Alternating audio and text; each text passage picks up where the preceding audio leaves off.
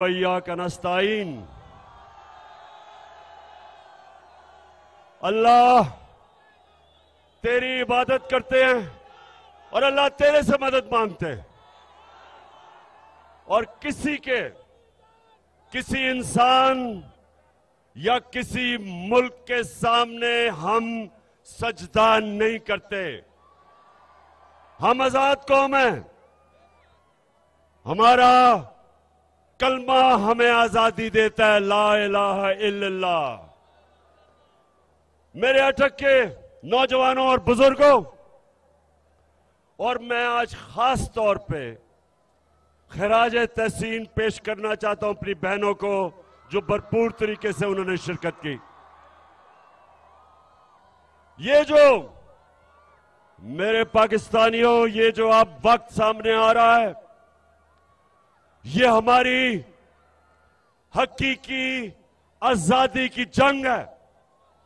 और इसमें मैं सबसे पहले अपने दिलेर नौजवानों को कहता हूं कि आपकी सबसे बड़ी जिम्मेदारी है कि मेरे साथ इस अब जंग में शिरकत करेंगे। और उसके बाद मैं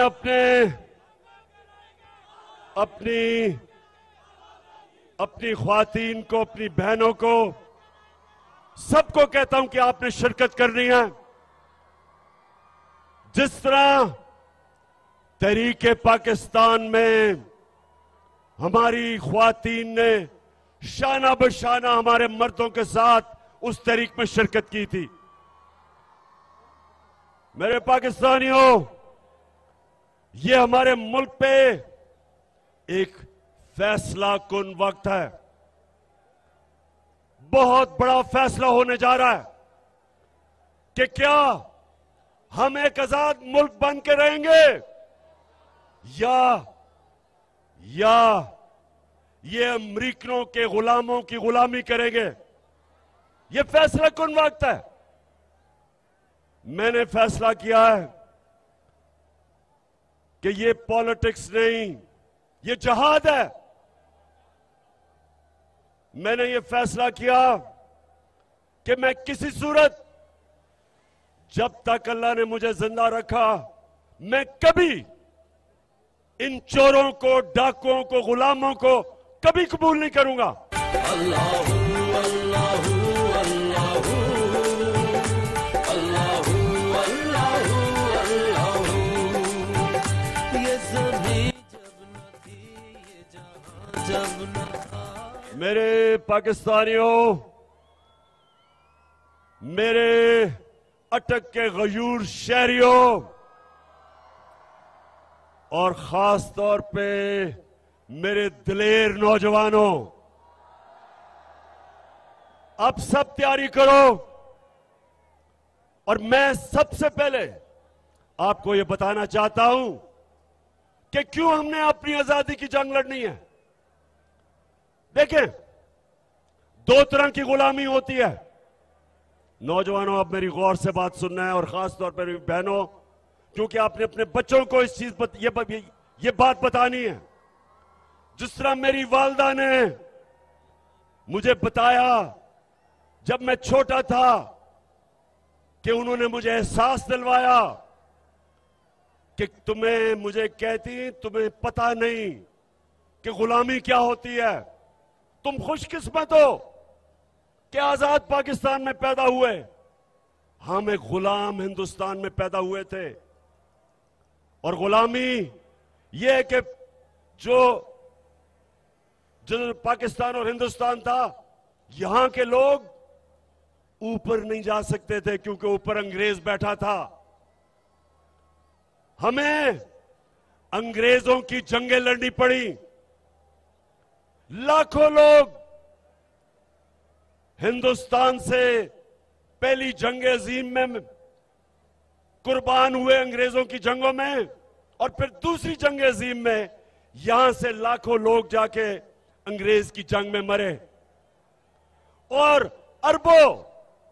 अरबों डॉलर हिंदुस्तान के लोगों का पैसे से अंग्रेज ने अपनी जंगों में इस्तेमाल किया।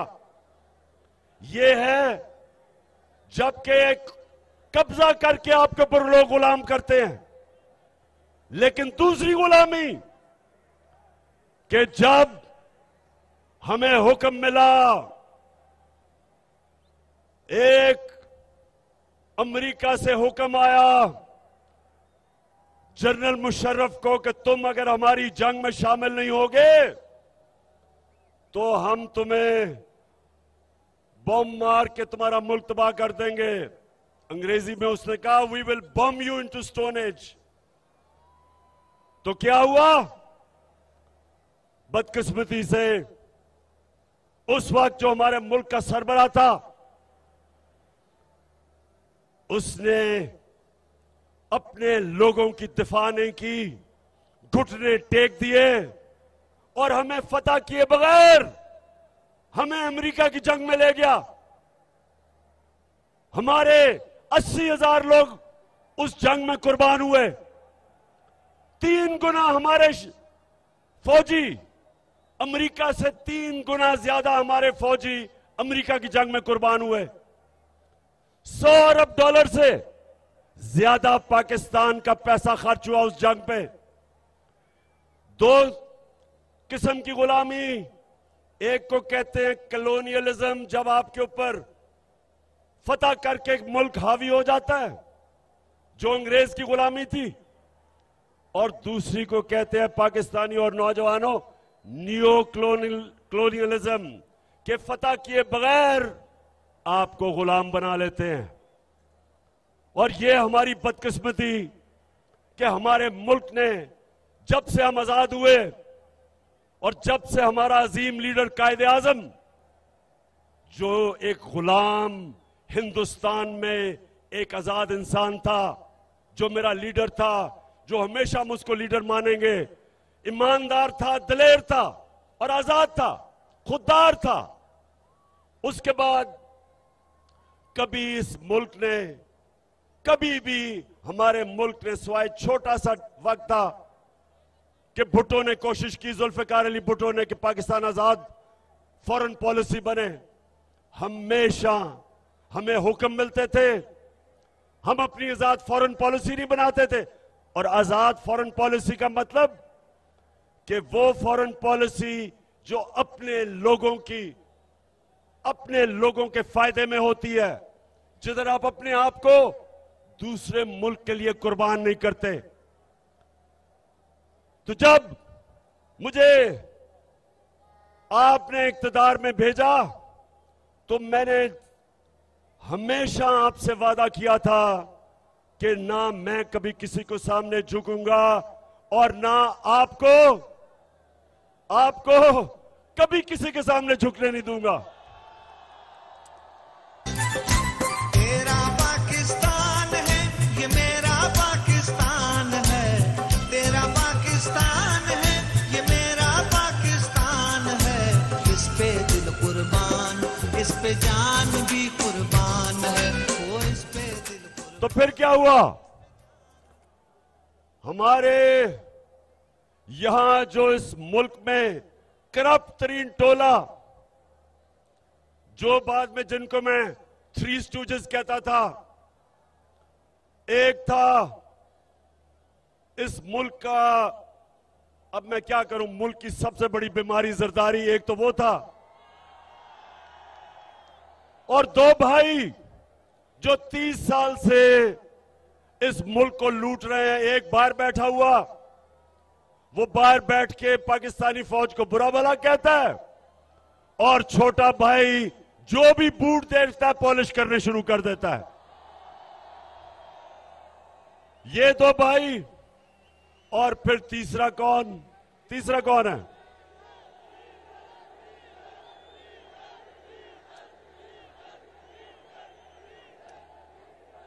तीसरा जो 30 साल से इस्लाम को बेचता है। अच्छा, अब ये सुने, अटक नौजवानों, ये जरा सुने। अच्छा, इसने भी जब इक्तदार मिला तो एक दीनी आदमी, आपने समझा होगा कि वो एजुकेशन की मिनिस्ट्री लेगा, जो रहमतुल आलमीन अथॉरिटी मैंने बनाई थी कि सीरत नबी मेरे नौजवानों को, बच्चों को पढ़ाई जाए, चलो वो ले ले। उसने वो नहीं ली, उसने NHA लिया, यानी कि सड़कों की मिनिस्ट्री ली, जिसमें पैसा बनता था। अच्छा तो नौजवानों, इन्होंने मिलके, इन 3 सीजों ने मिलके इन्होंने क्या किया, बताएं जरा क्या किया। इन्होंने यहां साजिश की, अमेरिकनों ने इनके साथ मिलकर, और अमेरिकनों नहीं है जो बाइडेन एडमिनिस्ट्रेशन है, इन्होंने मिलकर यहां इनके साथ साजिश की। इन्होंने हमारे लोगों को अमेरिकन एम्बेसी में बुलाया, उनको तैयार किया, और उसके बाद एक डोनाल्ड लू, एक अमेरिकी अंडर सेक्रेटरी, उसने बुला के हमारे एम्बेसडर को अमेरिका में कहा कि अगर आप इमरान खान को इस अदमे एतमाद में अगर इसको आपने जिता दिया, यानी अगर ये अदमे एतमाद फेल हो गई इमरान खान के खिलाफ, तो पाकिस्तान के खिलाफ, पाकिस्तान को हम आइसोलेट करेंगे, इसके खिलाफ हम एक्शन लेंगे, धमकी दी। लेकिन अगर इमरान खान को आपने हटा दिया, अदम एतमाद को कामयाब कर दिया, तो उन्होंने कहा कि हम आपको माफ कर देंगे, क्योंकि उनको पता था कि चेरी ब्लॉसम शहबाज शरीफ आ जाएगा इमरान खान की जगह, और वो फिर उनकी खिदमत करेगा, और खिदमत शुरू हो गई है। इन्होंने मिलकर साजिश की, यहां भी इनके हैंडलर बैठे हुए थे, इन सब ने मिलकर प्लान किया और गवर्नमेंट गिरा दी। अब मैं ये आपसे पूछता हूं पाकिस्तानियों, आज मैं आपसे पूछता हूं कि वो कौन सा इतना बड़ा मसला था जो सब ने मिलकर गवर्नमेंट गिराई। आप ये समझें कि उस वक्त हमने पाकिस्तान को मुश्किल वक्त से निकाल लिया था, एक मुल्क जिसका दिवालिया निकला हुआ था। यही इन्होंने 10 साल दोनों ने मिलकर जो डाके मारे थे, मुल्क को कंगाल किया, बैंकरप्ट किया, मकरूज किया, इदारे तबाह किए, सबसे बड़ा बैरूनी खसारा छोड़ के गए $20 अरब का, वो मुल्क हमें मिला। और मुझे आज फख्र यह है कि सब मुश्किलों के बावजूद हमने अपने मुल्क को खड़ा किया। हमने आहिस्ता आहिस्ता अपनी कंस्ट्रक्शन की इंडस्ट्री ठीक की, अपनी ज़राई, अपने किसानों की मदद की, मुल्क खड़ा हो रहा था। तीसरे साल में 5.6% हमारा मुल्क बढ़ा था, आगे दौलत में इजाफा हो रहा था, ग्रोथ रेट थी, रिकॉर्ड एक्सपोर्ट्स थी, हमने सबसे ज्यादा आमदनी बढ़ाई, टैक्स इकट्ठा कर रहे थे, हमने जो किसानों की मदद की, सबसे ज्यादा पैदावार किसानों ने हमारे दौर में की। तो जब ये हो रहा था तब ये साजिश हुई। तो मेरी आज बात सुने अटक के लोगों, जब ये मुझे साजिश का पता चला तो मैंने उन लोगों को, जो लोग साजिश रोक सकते थे, मैंने उनको ये बताया कि हमने बड़ी मुश्किल से मुल्क की माइशत को संभाला है। अगर अभी ये साजिश कामयाब हुई तो मुल्क को मुश्किलात का सामना करना पड़ेगा। मैंने भी बताया, मैंने शौकत तरीन फाइनेंस मिनिस्टर को कहा कि बताओ, लेकिन मुझे अफसोस से कहना पड़ता है कि हम कुछ नहीं कर सके। और आज क्या हुआ है? आज पाकिस्तान का रुपया तेजी से गिर रहा है। हमारे जो फॉरेन एक्सचेंज रिजर्व्स हैं वो इन 2 महीनों में 30% गिर गए हैं। हमारी स्टॉक एक्सचेंज नीचे, महंगाई, हर चीज महंगी, बिजली महंगी, आगे मजीद और महंगाई, हमारी माइशत नीचे जा रही है। कौन जिम्मेदार है इसका? कौन जिम्मेदार है? बताओ अटक के लोगों, कौन जिम्मेदार है इसका? और मैं जो आज आपके पास आया हूं, मेरे पाकिस्तानियों याद रखो कि ये वक्त अब है कि आपने अपने मुस्तकबिल के लिए, अपने बच्चों के मुस्तकबिल के लिए आपने सबने मेरे साथ निकलना है। क्योंकि ऊपर कौन बैठे हैं? ऊपर कौन बैठा है? सबसे पहले शहबाज शरीफ। अब ये सुने जरा इसका, 24 अरब रुपए के इसके ऊपर केसेस हैं, 24 अरब रुपए के केसेस इसके ऊपर। और अब क्या हो रहा है? इसको एनओरो मिल रहा है।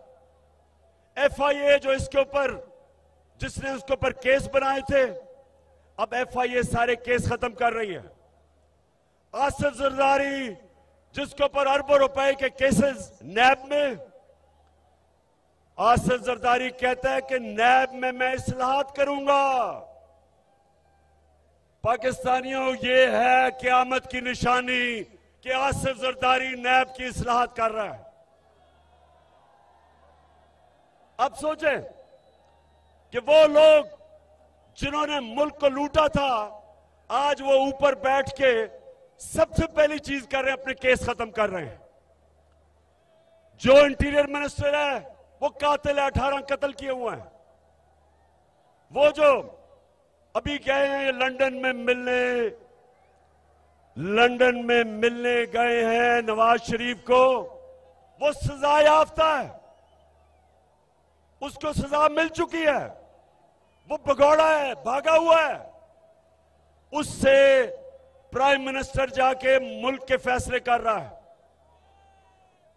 और जो उसकी बेटी है नवाज शरीफ की, वो भी सजा याफ्ता है, उसको प्रोटोकॉल मिल रहा है प्राइम मिनिस्टर का। उसके पीछे रेंजर्स और पुलिस फिर रही है, जिसको सजा दे चुका है हमारा सुप्रीम कोर्ट, और वो बेल पे है, जमानत पे है। तो अटक, मेरे नौजवानों, मेरे बुजुर्गों, मेरी बहनों, नबी सल्लल्लाहु अलैहि वसल्लम ने कहा था कि कौम तब तबाह होती है जब जेलों में सिर्फ छोटे चोर हो, सिर्फ भैंस चोर और मोटरसाइकिल चोर और छोटे चोर जब जेलों में जाते हैं और बड़े बड़े डाकू को आप नहीं पकड़ते, वो मुल्क तबाह हो जाता है।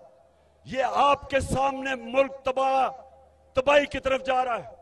इसलिए आपने निकलना है कि जब बड़े बड़े डाकू बड़े बड़े ओहदों पे बैठ जाए, सारों ने बड़े बड़े ओहदे संभाल के अपने केस खत्म करें, और वो ऑफिसर एफआईए का डॉक्टर रिजवान, मैं आज उसको सलाम पेश करता हूं कि उसने जो केस शहबाज शरीफ के ऊपर बनाए, हमारे बेचारे गवर्नमेंट के ऑफिसर डरते हैं, इस माफिया से डरते हैं। कितने लोग हैं जो इन्होंने मरवाए हैं। डॉक्टर रिजवान जब उसने हमजा शरीफ को बुलाया और उससे जब सवालात पूछे कि किधर से ये मकसूद चपड़ासी के पास 3.25 अरब रुपया आ गया, नौकरों के पास 16 अरब रुपए किधर से आए, तो हमजा शरीफ बजाय उसके जवाब देता, उसको उसने धमकी दी, उसको डराया कि तुम्हारी जुर्रत कैसे है कि मुझे पूछ रहे हो ये सवाल। लोग डरते हैं इनसे। इसलिए डॉक्टर रिजवान, आप जैसे लोगों को हम सलाम करते हैं कि इस माफिया को, इसके बावजूद कि आपको खतरा है, आप इनके खिलाफ एक्शन लेते हैं। कितने लोग इन्होंने मरवाए। एयान अली का जो कस्टम ऑफिसर था उसको मरवा दिया। वो जो शहनशाह था जिसने बेनजीर के साथ होता था जब वो कत्ल हुई, उसको मरवा दिया। एक जस्टिस सजाद था, जरदारी ने उसको मरवा दिया। जो इनके केसेस के पीछे जाता है उनको जान का खतरा होता है। तो अगर मेरे पाकिस्तानियों ये कामयाब हो जाते हैं, हमारे मुल्क तबाही की तरफ जाता है, हमारे इदारे तबाह, कोई नहीं खड़ा होगा इनके खिलाफ। ये खुल के चोरी करेंगे, सब डरेंगे, मुल्क को लूटेंगे। और इसीलिए मेरे नबी सल्लल्लाहु अलैहि वसल्लम ने कहा था कि बड़ी कौमें तबाह हुई। तुम्हारे से पहले जो सिर्फ छोटे चोरों को जेलों में डालती थी और बड़े बड़े डाकुओं को नहीं पकड़ सकती थी। ये है हमारे तबाही का रास्ता। और इसलिए मेरे अटक के लोगों और मेरे पाकिस्तानियों, इसलिए आपने सबने मेरे साथ निकलना है। जब मैं आपको कॉल दूंगा 20 तारीख के बाद, आपने सबने निकलना है और आपने किसी चीज का खौफ नहीं होना चाहिए आपको। नौजवानों, मेरे नबी सल्लल्लाहु अलैहि वसल्लम ने मदीना में क्या किया था, आपको मैं आखिरी बात करने जा रहा हूं, गौर से सुने। वो मदीना के लोग जिनकी कोई हैसियत नहीं थी, मेरे नबी ने क्या किया था कि वो दुनिया की इमामत करने लग गए। थोड़ी देर में अजीम लोग बन गए।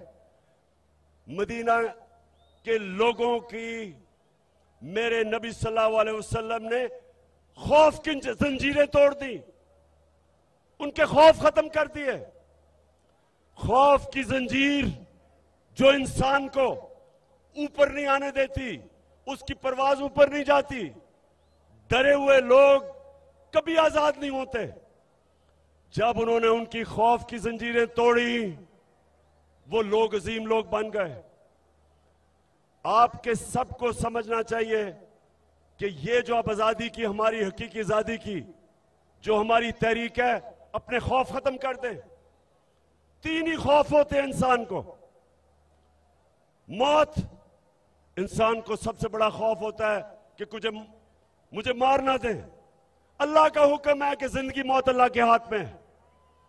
दूसरा खौफ कि मुझे जलील ना कर दें। अल्लाह ने कहा कि इज्जत जिल्लत मेरे हाथ में है। और तीसरी, रिस्क, मेरी नौकरी ना चली जाए, मुझे नौकरी से ना निकाल दें। अल्लाह ने कहा हुआ है कि रिस्क मेरे हाथ में है। तो डर किस चीज का, किस चीज का डर है आपको? इसलिए आपने सबने मेरे साथ निकलना है। और मैंने इंशाअल्लाह जब मैं आपको कॉल दूंगा, हम कभी इस्लामाबाद में जब तक ये इलेक्शन नहीं अनाउंस करेंगे, ये हमारी तहरीक जारी रहेगी। कोई पीछे नहीं हटेगा। सारी कौम को मैं आज दावत दे रहा हूं, तहरीक इंसाफ को नहीं दावत दे रहा, अपनी कौम को दावत दे रहा हूं, पाकिस्तानियों को दावत दे रहा हूं। सारे अपने लोगों को, नौजवानों को, बच्चों को, फैमिलीज को, अपने सरकारी नौकर, अगर वो डरते हैं नौकरियां चली ना जाएं तो अपनी फैमिलीज को भेजना। हमारे पुलिस वाले, हमारे फौजी अपनी फैमिलीज भेजें, क्योंकि ये पाकिस्तान की आजादी की जंग है। ये मेरी जंग नहीं है, ये हमारी आजादी की जंग है। 2 किस्म की, ना हम किसी दूसरे बाहर के मुल्क की गुलामी करना चाहते हैं और ना ही हम इन चोरों की गुलामी करना चाहते हैं। 2 किस्म की हमारी जंग होगी। बाहर की जो साजिश इस मुल्क में अपने पुतले रखने के लिए, उससे हमने आजाद होना है। और ये जो चोर और डाकू हमारे ऊपर मुसल्लत हो गए, इनसे आजाद होना है। अटक के लोगों, आप तैयार हो? हाथ खड़ा करके बताओ।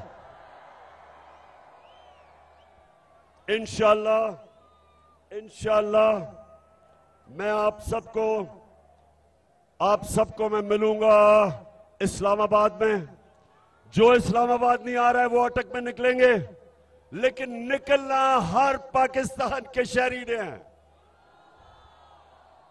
और ये मेरा पैगाम सबको है कि जो भी कोशिश करेंगे आप, मैं जेल जाने के लिए तैयार हूं, लेकिन मेरी कौम निकलेगी।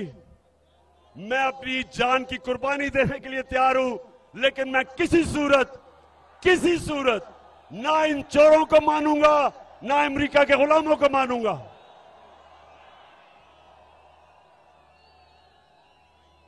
अटक के लोगों, आज जिस तादाद में आप निकले हो, और जो मेजर साहब आपको, अमीन असलम आपको और जुल्फी बुखारी आपको, सबको, और जितने भी उन्होंने भी ऑर्गेनाइज किया है, मैं सबको खराज तहसीन पेश करता हूं।